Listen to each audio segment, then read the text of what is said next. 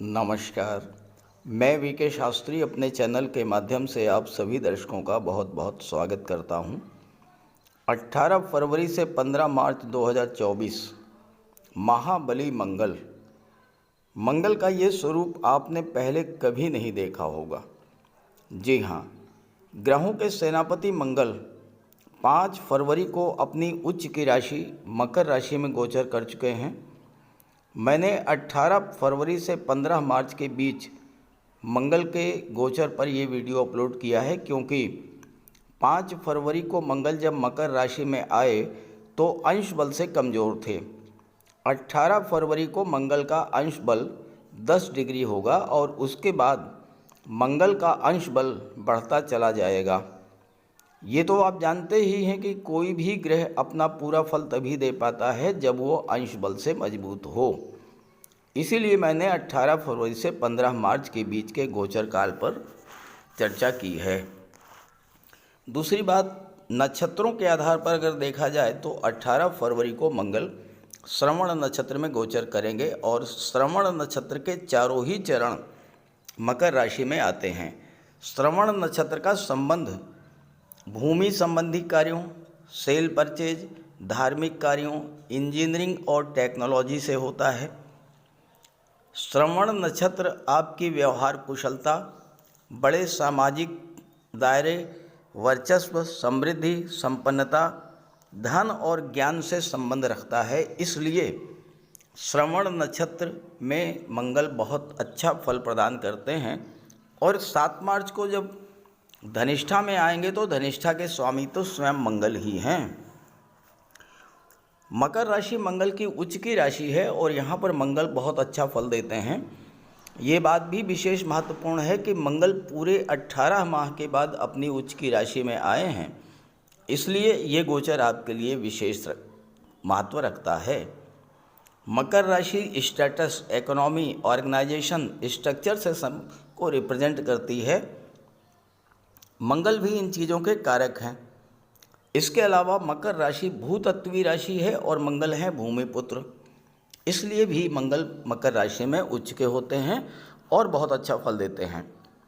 मकर राशि रिस्पॉन्सिबिलिटी को शो करती है और मंगल को रिस्पॉन्सिबिलिटी लेना बहुत पसंद है। यहाँ पर मंगल की एनर्जी को सही दिशा मिलेगी। मंगल की उग्रता और जल्दबाजी की प्रकृति पर मकर राशि कंट्रोल करेगी और मंगल को और अधिक मैच्योर बनाएगी। इसीलिए मकर राशि में मंगल बहुत अच्छा फल प्रदान करते हैं।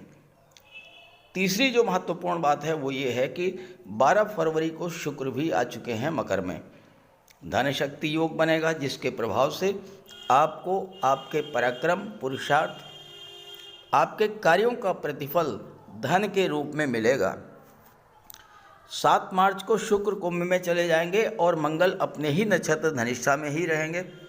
तो अपने नक्षत्र और उच्च की राशि में गोचर करते हुए 15 फरवरी तक मंगल आपको वो सब कुछ देंगे जिसे पाने की इच्छा आपने बहुत दिन से की थी लेकिन आप प्राप्त नहीं कर पा रहे थे। तो मंगल के इस गोचर का वृश्चिक राशि के जातकों के जीवन पर क्या प्रभाव पड़ेगा, इसी का विश्लेषण करेंगे इस वीडियो में। ये विश्लेषण आपकी चंद्र राशि के आधार पर किया जा रहा है और वीडियो के अंत में मैं आपको मंगल के उपाय भी बताऊंगा। तो यह है वृश्चिक राशि के जातकों की कुंडली। मंगल तो आपके राशि के स्वामी ही हैं और मंगल का गोचर अपने सबसे प्रिय स्थान तीसरे भाव में हो रहा है। तीसरे भाव में मंगल कारक होते हैं। अब मंगल पराक्रम, पुरुषार्थ, ऊर्जा के कारक हैं और तीसरा भाव पराक्रम पुरुषार्थ का होता है। और इसके अलावा इस गोचर काल में मंगल का संबंध धन भाव के स्वामी देवगुरु बृहस्पति से भी बन रहा है। मंगल की दृष्टि गुरु पर पड़ रही है और गुरु मंगल की राशि में गोचर कर रहे हैं। इसके अलावा मंगल कुंडली के तीसरे भाव, छठे भाव, 10वें भाव और 11वें भाव में बहुत अच्छा फल प्रदान करते हैं। और यहाँ पर मंगल का संबंध तीसरे भाव से, छठे भाव से और 10वें भाव से बन रहा है, क्योंकि मंगल तीसरे भाव में गोचर कर रहे हैं। छठे पर दृष्टि है, 9वें में दृष्टि है और 10वें भाव पर मंगल की दृष्टि है। और इस कारण इस समय मंगल का गोचर आपके लिए विशेष फलदायी है। दशम भाव पर मंगल की भी दृष्टि है, दशम भाव पर सूर्य की भी दृष्टि है और दशम भाव आपके कैरियर का होता है। दशम भाव में मंगल और सूर्य दोनों ही दिग्बली होते हैं, तो आपके कार्य क्षेत्र, आपके कैरियर के लिए ये समय बहुत महत्वपूर्ण है। शनि की दृष्टि अभी तक आपके कार्य क्षेत्र पर पड़ रही थी, शनि अस्त हो चुके हैं। शनि के कारण पिछले समय से आपके जो कार्य रुके पड़े थे, कार्यों में जो बाधाएं आई थीं, आपके मन में आलस्य, थकान, काम को टालने की जो प्रवृत्ति बनी थी, वो सब समाप्त होगी। आपके एनर्जी लेवल, उत्साह, उमंग में वृद्धि होगी और जो कार्य आपके रुके पड़े थे वो कार्य शुरू होंगे और नए कार्यों की, नए व्यापार व्यवसाय की, नई नौकरी की शुरुआत के लिए भी ये समय बहुत अच्छा होगा, क्योंकि मंगल आपके एनर्जी लेवल, आपके उत्साह, आपके उमंग में बहुत बड़ी वृद्धि करेंगे। इस समय आप परिश्रम भी करेंगे, काम में मन भी लगेगा और आपको धन की प्राप्ति भी होगी। ये समय कैरियर ग्रोथ के लिए सर्वोत्तम है। दशम भाव गवर्नमेंट को शो करता है। उच्च अधिकारियों, राजनेताओं से आपके रिलेशंस तो अच्छे होंगे ही होंगे। आपके जो काम गवर्नमेंट से, सरकारी अधिकारियों से हैं, वो कार्य आपके पूरे होंगे। शनि की दृष्टि पड़ने के कारण अभी तक अगर आपको गवर्नमेंट से लाभ नहीं मिल रहा था, सरकारी अधिकारियों का सहयोग नहीं मिल रहा था, अब आपको गवर्नमेंट से लाभ भी मिलेगा, सरकारी अधिकारियों का आपको सहयोग मिलेगा, गवर्नमेंट से आपको धन मिल सकता है, गवर्नमेंट से कोई आपको प्रोजेक्ट मिल सकता है, कोई टेंडर मिल सकता है, किसी गवर्नमेंट स्कीम से आपको लाभ मिल सकता है। इसके अलावा जो लोग राज्य से जुड़े हुए हैं, जो लोग शासन प्रशासन में हैं, उच्च प्रशासनिक पदों पर हैं या पॉलिटिक्स के क्षेत्र में हैं, उनके लिए ये सबसे अच्छा समय रहेगा। चूँकि लग्न के स्वामी उच्च के हैं, आपके व्यक्तित्व में एक बड़ा परिवर्तन होगा।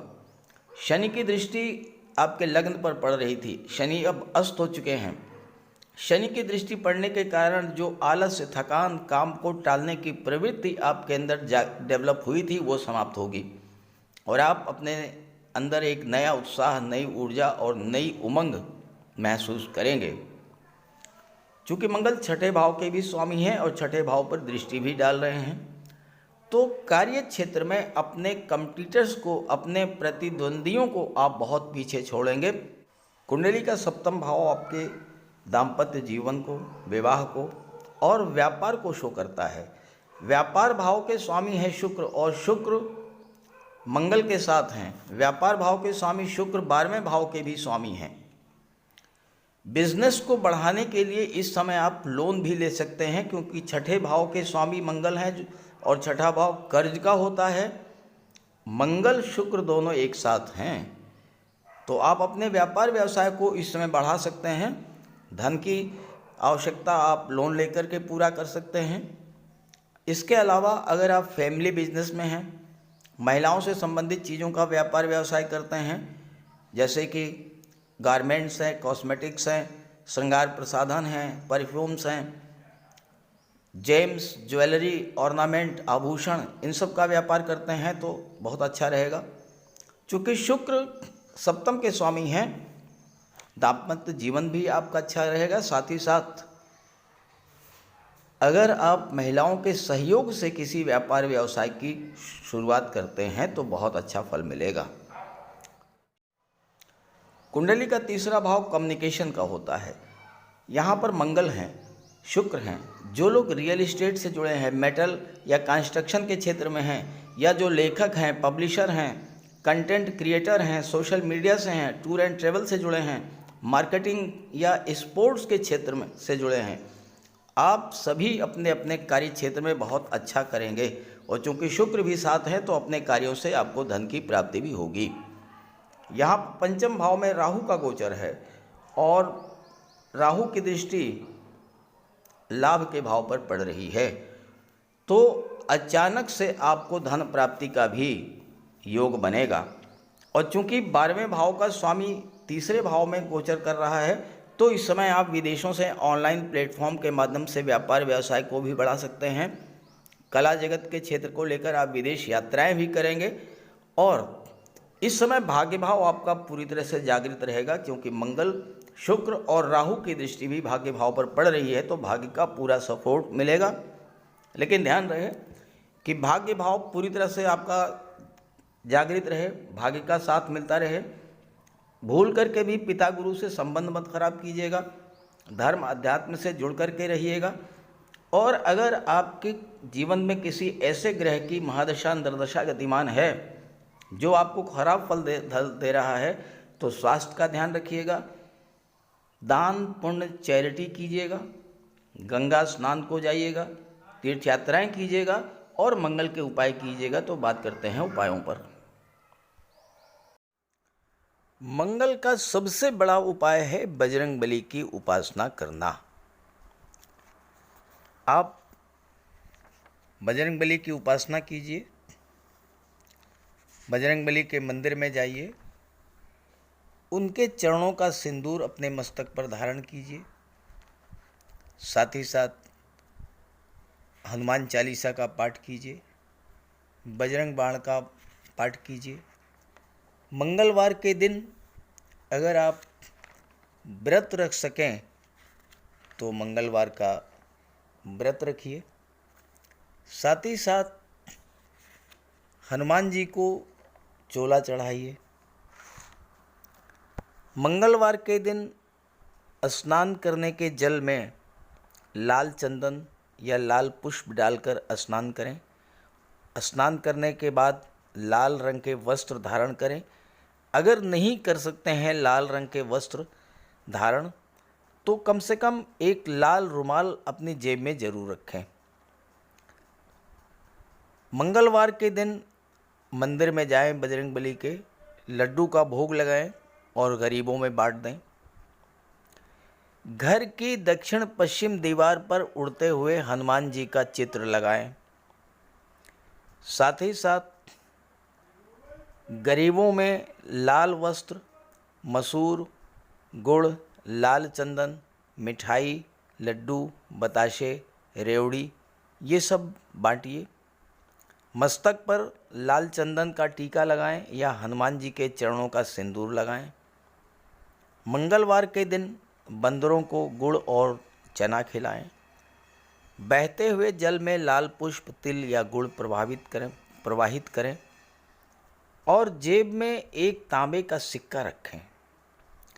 साथ ही साथ अगर आप मंगल के ये उपाय कर लेते हैं तो राहु भी नियंत्रित हो जाएंगे और शनि भी नियंत्रित हो जाएंगे, क्योंकि बजरंगबली की उपासना करने से राहु, मंगल और शनिदेव तीनों का ही उपाय हो जाता है। इसके अलावा एक चांदी की छोटी सी ठोस गोली चाहे आप जेब में रखें या चेन में पहन लें या ब्रेसलेट में लगा लें। अपने बैग में मोरपंख रखें और घर में भी मोरपंख लगा लें। मेन डोर पर, कार्यस्थल पर भी मोरपंख रखें, तो इससे राहु आपको परेशान नहीं कर पाएंगे। तो ये सब उपाय बहुत आसान हैं। सुंदरकांड का पाठ कीजिए, बजरंग बाण का पाठ कीजिए, हनुमान चालीसा का पाठ कीजिए। ऐसा कोई उपाय नहीं है जो आप नहीं कर सकते, और आप इन उपायों को कीजिए, फिर देखिए आपको कितना बड़ा लाभ मिलता है। नमस्कार।